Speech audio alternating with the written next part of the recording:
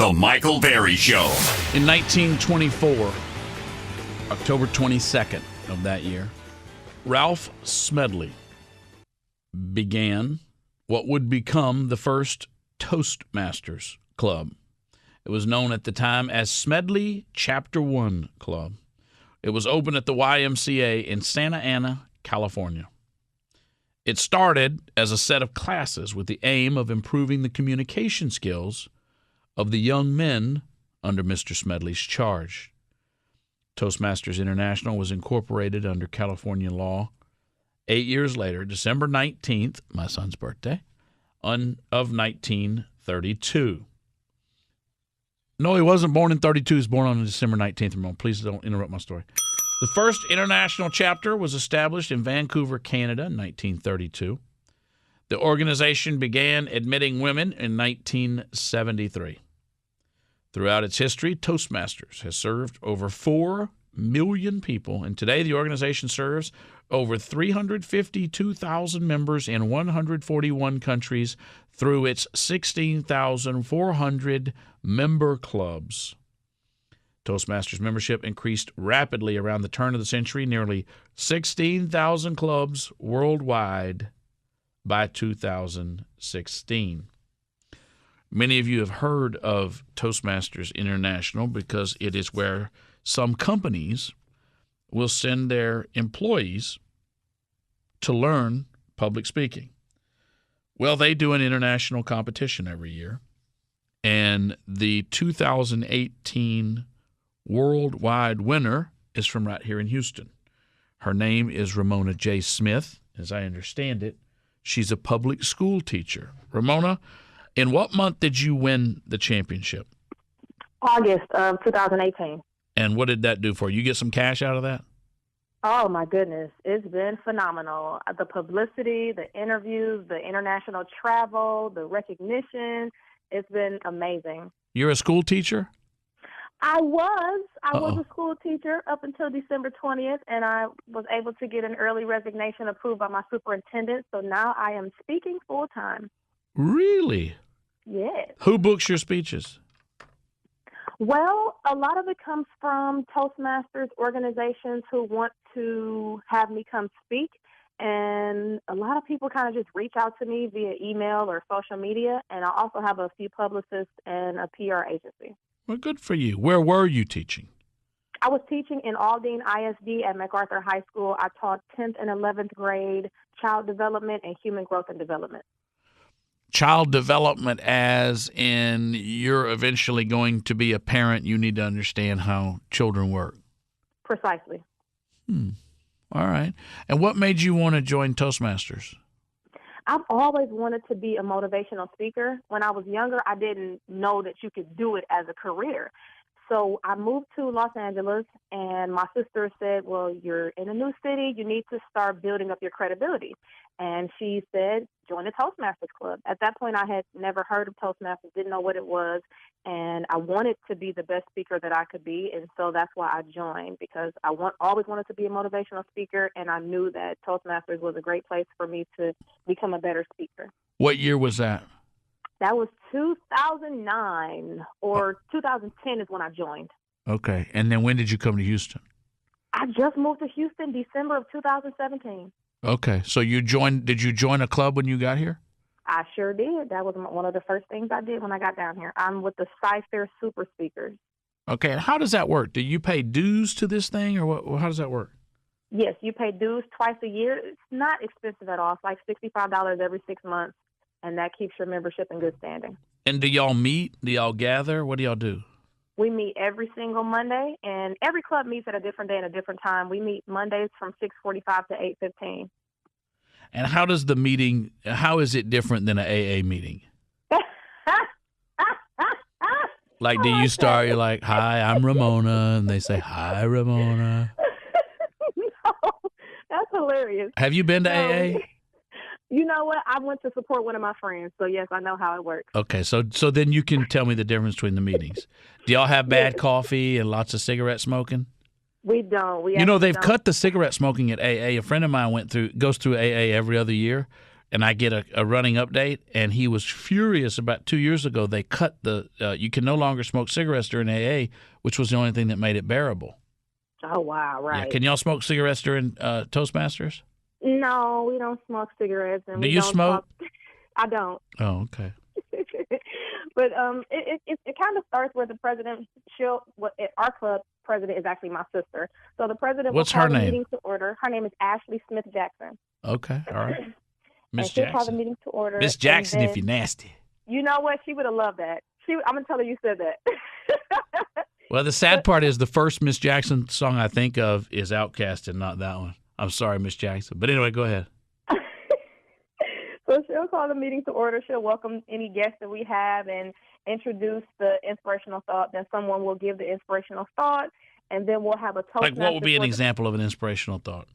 Well, yesterday I actually did the inspirational thought, and it was about friendship. So I gave a quote from Jim Morrison, and I said, okay, go ahead. Friend. Why don't you do it as if you're at the meeting? I'll be Ashley. So our inspirational thought is going to be from my sister, Ramona J. Smith. Many of you know her. Ramona, go ahead. Thank you, Madam President, fellow Toastmasters, and honored guests. Today's inspirational thought is going to be all about friendship. A true friend is someone you can be yourself around. That's a quote from Jim Morrison.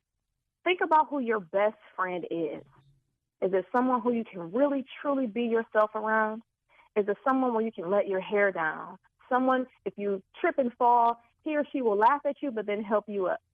If there's someone who is in your circle and you cannot completely let your hair down when you're around them, you might want to reconsider the term friend and maybe consider calling them an associate. A true friend is truly someone who you can be your genuine and authentic self around. Thank you, and back to you, Madam President. I don't see any difference in that in AA. Well, that's just the first beginning. How much of Toastmasters is devoted to public speaking and communication? How much of it is devoted to sort of more a motivational angle and kind of more broad than just the speaking? Well, we actually have about almost an hour of that's dedicated to speaking. Yesterday we had 3 speakers, and each speech was about 7 to 8 minutes. And then we'll go into the table topics portion of the meeting, where the table topics master will give a 1 minute. No, the table topics is just impromptu speaking. And so whoever is in charge of table topics, they'll have a bunch of different topics, and they'll give you a random topic and call on a random person to speak for about 1 minute to 2 minutes about something just completely random. So if you have the prepared speeches, and then you have table topics, and then we go into the evaluation portion of the meeting. So majority of the meeting is dedicated to communication and speaking. I did impromptu speaking and extemporaneous speaking. Those were different topics in school, and then Lincoln Douglas debate. And I did it all the way through school, and I will tell you, it is the best training. I don't fear getting up and speaking, and you don't realize. It's like I can't dance. I fear having to dance in public. Hold on just a second. Ramona J. Smith is the reigning worldwide Toastmasters champion. Hello, Dollies. Carol Channing has passed, 97 years young. Ramona J. Smith just won the Toastmasters International. How many people competed in that? 30,000. 30,000.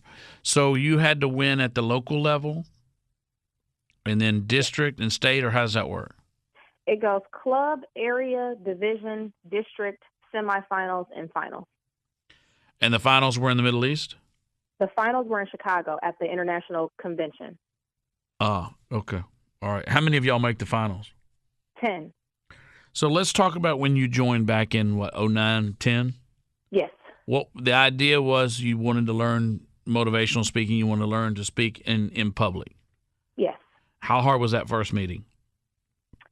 It wasn't very hard. It was more awkward because I didn't have any expectations. And back then, YouTube wasn't huge, so I couldn't just go YouTube Toastmasters meeting and see what they do. There was a lot of clapping. There were a lot of people speaking in very eccentric ways because this was a dream catchers club. So every club has a different culture. And this club was more dramatic and theatrical.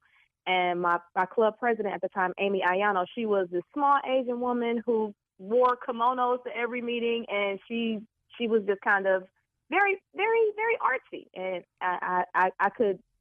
I didn't know what to expect. And so when I saw that, it was like, oh, wow. But that's kind of who I am. So the Did first she meeting wear was the a bit kimono totally in a different. natural fashion, like that was what she would wear, or did you feel like it was sort of a little bit contrived?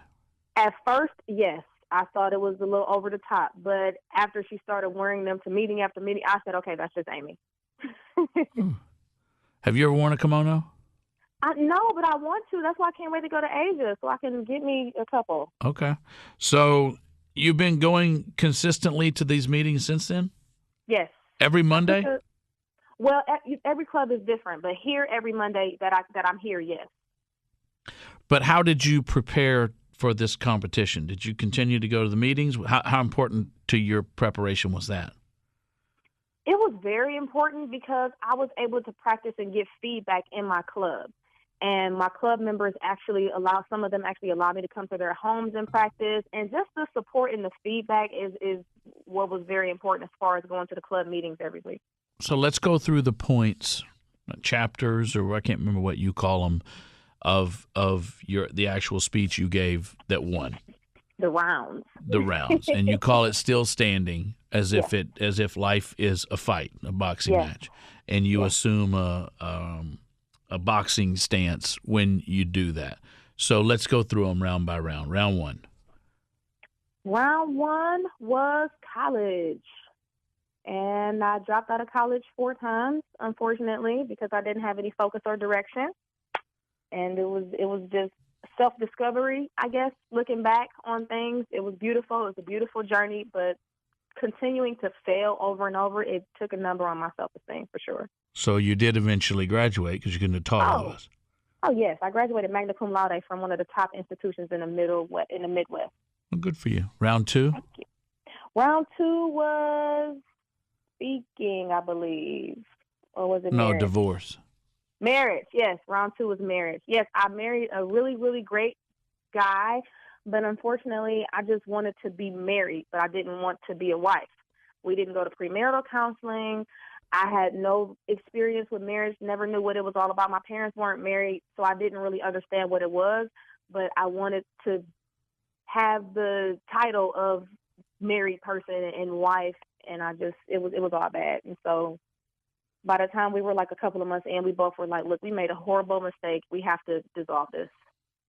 So I watched your speech to get a sense of your delivery style, and I thought the comedic timing was perfect when you said, and we were only married for 8, and you paused, months.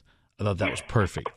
That's hard to do. It's hard to hold that moment and that pause and then the delivery because everybody has finished the sentence with years and you say month. You can't help but chuckle at that moment. Mm-hmm. Okay, then the next was public speaking. Yes, speaking. I previously attempted to win the to compete in the World Championship of Public Speaking for 2 years.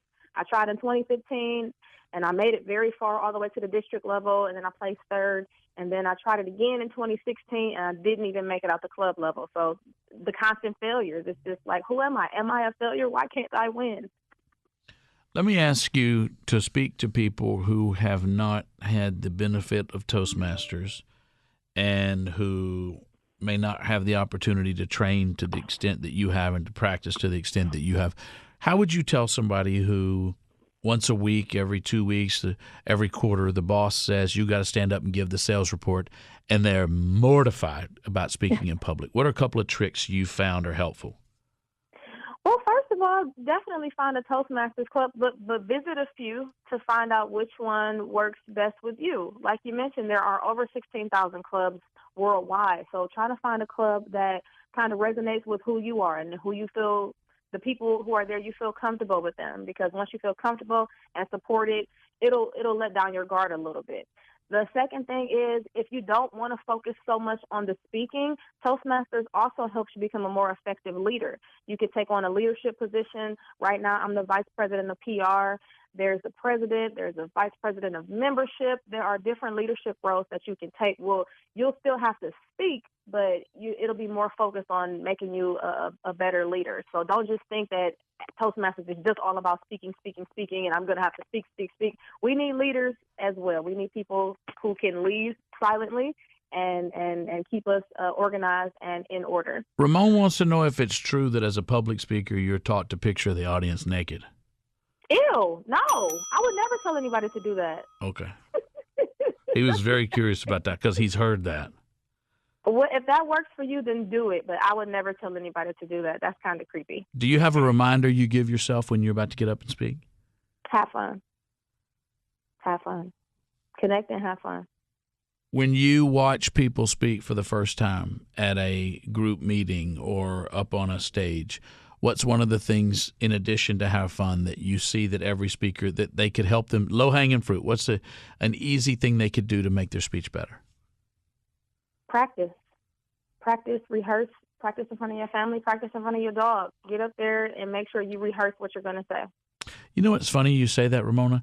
I have watched how many times people that I knew before the event they were going to be called out to speak, and so they had to know, and how often they walk up there, and it is clear to me this is the first time that they have given voice to those thoughts. They've not in any way gone through, these are the 3 points I'm going to make, and this is the one joke I'm going to drop. And that, I would say as well, be prepared in everything you do, like going to an interview and you don't know anything about the company.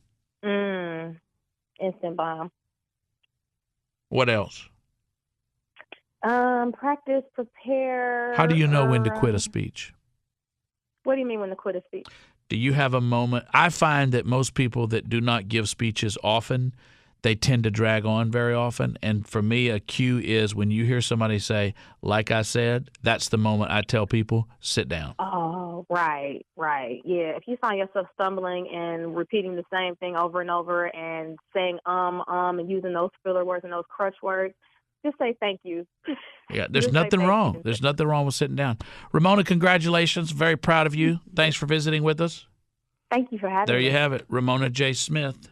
She's on the Facebook if you want to reach out and have her come and speak to your group. Ramona J. Smith, the 2018 Toastmasters International Champion. That's a big deal, Ramona. Think you could do that? What would you do? What would be your shtick? She's cute, too. She's real cute.